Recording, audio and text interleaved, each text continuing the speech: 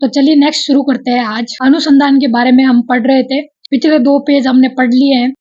चलिए शुरू करते हैं आज का वीडियो। आज है अनुसंधान का जो हम नेक्स्ट पार्ट पढ़ रहे हैं, प्रौद्योगिकी और रक्षा क्षेत्र से संबंधित। ठीक है, तो सबसे पहले बात करते हैं सीरी के बारे में। तो सीरी की स्थापना कब हुई थी? 1953 के अंदर।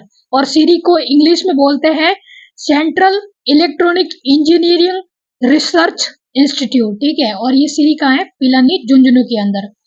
फिर आता है डिफेंस लेबोरेटरी। डिफेंस लेबोरेटरी कहाँ है? जोधपुर के अंदर। सिरेमिक विद्युत अनुसंधान विकास केंद्र, ये बहुत ही इंपॉर्टेंट है, कई बार कंफ्यूज कर सकता है। तो सिरेमिक विद्युत अनुसंधान विकास केंद्र कहाँ है? बीकानेर के अंदर।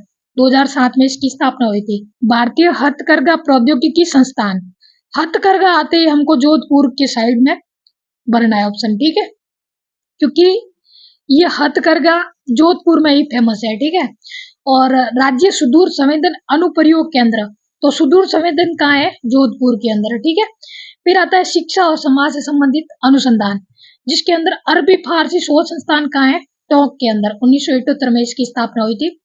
फिर आता है माणिक्यलाल वर्मा आदिम जाति शोध सर्वेक्षण संस्थान, जो कि उदयपुर के अंदर है। फिर आता है रूपायन संस्थान, तो रूपायन शोध संस्थान कहाँ पे? बोरुंदा 1960 के अंदर स्थापना हुई थी, जिसकी स्थापना कोमल कोठारी और विजय दान देथा ने की थी। एक तो है बोरुंदा शोध संस्थान और एक आता है राजस्थानी शोध संस्थान। तो रूपायन शोध संस्थान तो कहाँ है? बोरुंदा के अंदर, और राजस्थानी शोध संस्थान कहाँ है? चौपासनी के अंदर। फिर पढ़ते हैं पंडित झाबरमल शर्मा शोध संस्थान, जो कि जयपुर के अंदर है। 2000 के अंदर इसकी स्थापना हुई थी। फिर आता है सामाजिक कार्य शोध केंद्र, तो सामाजिक कार्य जो संबंधित है वो है तिलोनिया अजमेर से। फिर आता है भारतीय मानव विज्ञान सर्वेक्षण पश्चिम केंद्र, पश्चिम क्षेत्रीय केंद्र कहीं भी आए तो वहां उदयपुर करना है। ठीक है, राजस्थान प्राच्य विद्या संस्थान, तो राजस्थान प्राच्य विद्या संस्थान कहाँ पे है? जोधपुर के अंदर। तो इसके बारे में थोड़ा सा पढ़ लेते हैं।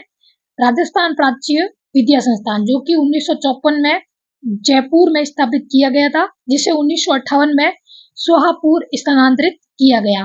फिर आता है राजस्थान राज्य शैक्षिक अनुसंधान और प्रशिक्षण संस्थान। अगर कहीं भी शैक्षिक अनुसंधान प्रशिक्षण परिषद दिखे तो वहां उदयपुर करना है, और इसकी स्थापना 1978 के अंदर हुई थी। फिर आता है उद्योग से संबंधित अनुसंधान, भारतीय रेल अनुसंधान परीक्षण केंद्र, और भारतीय रेल अनुसंधान कहाँ है? पचपदरा बाड़मेर के अंदर। हस्तशिल्प डिजाइन, अगर डिजाइन का कार्य आ जाए हस्तशिल्प में तो वो आता है जयपुर। फिर आता है हैंड टूल डिजाइन, हस्त औजार से संबंधित चीजें कहाँ मिलती है? नागौर, यानी कि कृषि से संबंधित जो भी हस्त टूल होते हैं। फिर आता है भारतीय रत्न आभूषण संस्थान, रत्न आभूषण कहीं भी आए तो जयपुर करना है। भारतीय शिल्प और डिजाइन संस्थान, शिल्प और डिजाइन आए तो जयपुर करना है। तो रत्न और शिल्प डिजाइन कहीं भी आए तो जयपुर ही करना है। फिर आता है CERDC, यानी कि ceramic electronic research and development centre, तो वो कहाँ है? बीकानेर के अंदर। फिर आता है राजस्थान राजस्व अनुसंधान प्रशिक्षण केंद्र, तो वो कहाँ है? अजमेर के अंदर। राजस्व अनुसंधान आए तो वो कहाँ करना है? अजमेर के अंदर। तो अभी हम नेक्स्ट पढ़ते हैं भारतीय कृषि अनुसंधान परिषद के अंतर्गत तकनीकी अनुप्रयोग और अनुसंधान संस्थान अटारी जॉन सेकंड, इसका कहाँ है? जोधपुर में। फिर आता है ICAR के अधीन राजस्थान में अनुसंधान केंद्र, यानी कि ICAR कृषि भारतीय कृषि अनुसंधान परिषद से संबंधित जो अनुसंधान केंद्र है वो कौन कौन से है? तो एक याद रखना है काजरी, जो कि जोधपुर के अंदर है। एक आता है शुष्क बागवानी केंद्र बीकानेर के अंदर है।